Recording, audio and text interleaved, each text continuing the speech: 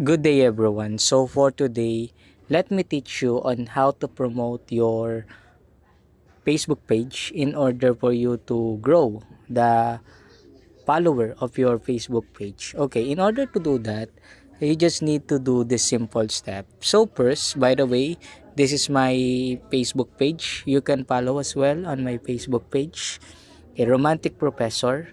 Now, what are we going to do is to just simply, you need to switch back in your main profile.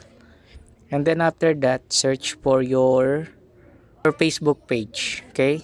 Search for it. So this is my Facebook page. And then after that, kindly click that one. And then kindly click, do not switch. Okay? You just need to maintain, or you just need to sure that you are visiting your Facebook page using your Facebook profile. Now click these three lines here and then click invite follower or friends. Okay, so now we can now choose, and we can now select all of these people so that we can send an invites for them to follow us.